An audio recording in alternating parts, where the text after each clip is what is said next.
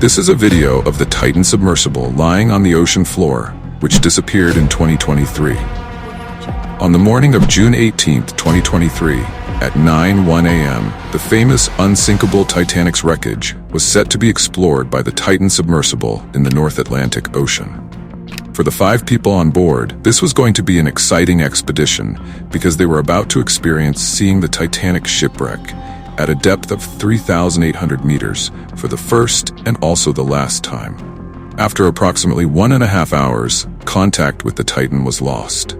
What happened to the Titan and whether the passengers inside were alive or not became the talk of the world for the next 2 days. After 2 days of search operations, finally, some news arrived.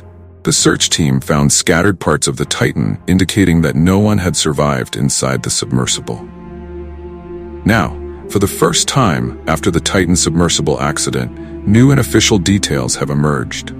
The U.S. Coast Guards, after an investigation, have released the communication between the Titan and its mother ship, Polar Prince. What communications took place between the Titan and the mother ship from the ocean depths? What did they observe as they approached the Titanic shipwreck? And what was the final message received by the mother ship before the signal was lost?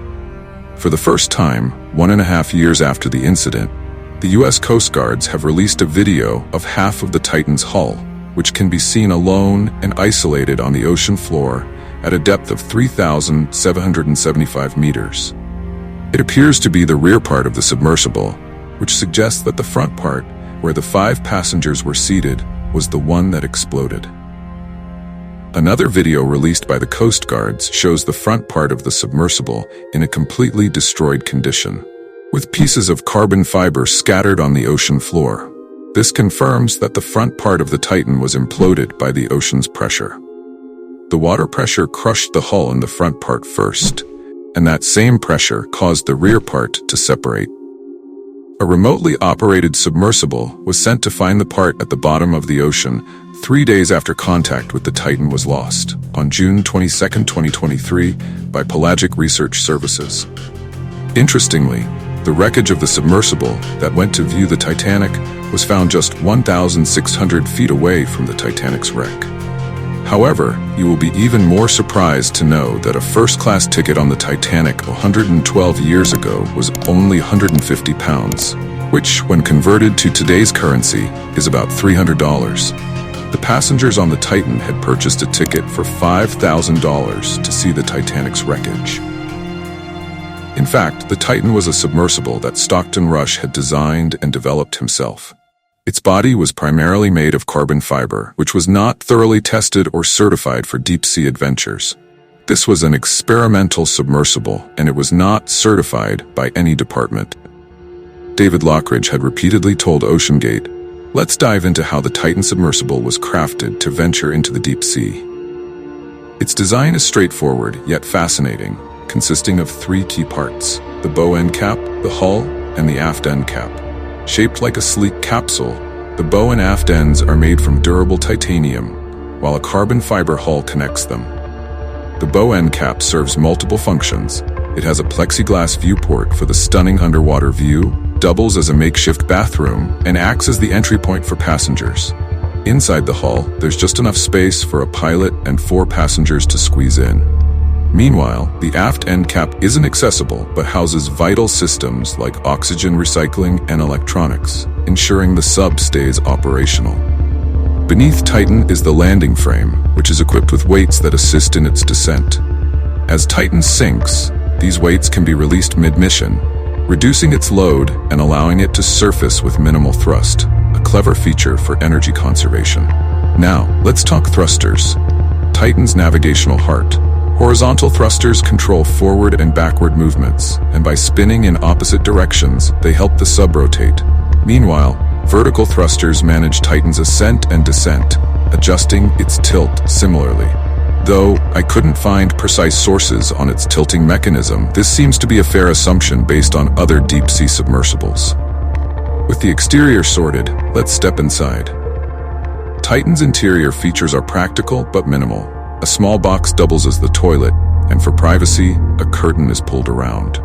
On the tech side, there are 3 main display screens. The left one shows sonar readings, using sound waves to map the ocean floor, unlike radar, which relies on light. The right display is the control panel, and the large center screen is hooked up to an external camera mounted at the front, allowing the crew to monitor the ocean in real time. But beyond these basics, some eerie stories emerge from previous dives. According to a New York Post report, during a 2022 dive, one of Titan's pilots, Scott Griffith, lost control of the vessel when the thrusters malfunctioned just 300 meters from the Titanic wreck. Panic spread among the 5 crew members on board as they realized one of the thrusters was mounted incorrectly, causing conflicting movements. After a tense few hours, they managed to reprogram the controller and continued their mission. This wasn't the only instance. In 2021, during a test dive, OceanGate's CEO, Stockton Rush, and his team faced multiple failures, from propulsion breakdowns to computer and communication malfunctions just 30 meters deep. Despite these setbacks, Rush tried to remain optimistic, though frustration was evident. Reports of strange noises heard during dives were also dismissed, even though engineers voiced concerns about the materials used and the overall design.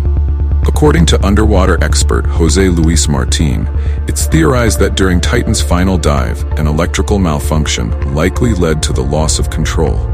This left the sub vulnerable to the increasing underwater pressure, which eventually caused the tragic implosion. The debris from the wreck was found about 485 meters from the Titanic, but further investigation reveals more troubling details. Titan had been dragged through rough seas for 3 days before its final dive. Some experts believe this constant pounding weakened its structural integrity, contributing to its failure. Recent news from Mirror reported that the 5 people who died on board may have likely realized their fate between 48 and 71 seconds before the implosion, according to José Luis Martín, a Spanish engineer and underwater expert. Theorized in his report that the Titan due to electrical malfunction.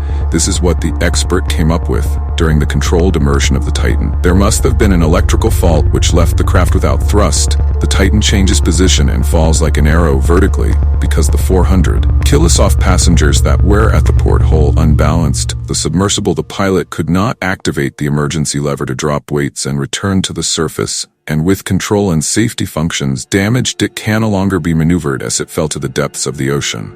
The hull would have been subjected to a sudden increase in underwater pressure after those 48 seconds or 1 minute. The implosion and instantaneous sudden death occurs.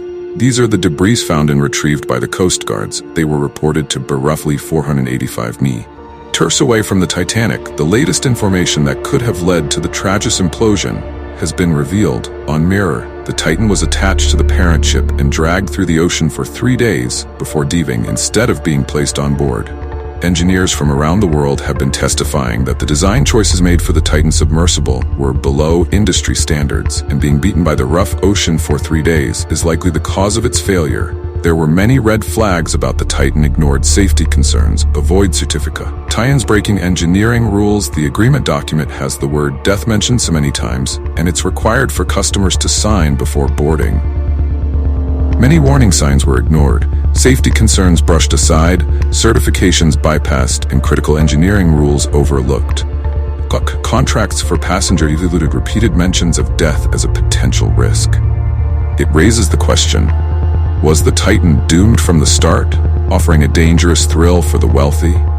And was it truly worth the price? In a 60 Minutes Australia interview, Guillermo Sunline, a shareholder of OceanGate, defended the mission, saying that the crew saw themselves as explorers, not tourists. They believed their financial contributions were advancing deep-sea research.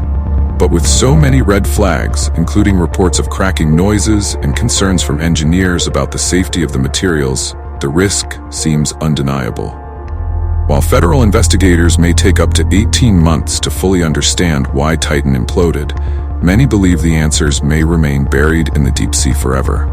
Following the release of this report after the accident, it raised several questions about the Titan's build quality. Since the submersible was still in the experimental phase, how was it allowed to be used for underwater tourism? Wasn't there any authority in the US to regulate such adventurous activities? At the same time, another lawsuit was filed against OceanGate. Paul-Henri Nargeolet, One of the crew members, who was a Titanic shipwreck expert, had been sued by his family for millions of dollars. They claimed that OceanGate had concealed its past mistakes from the public, which resulted in the loss of their family member.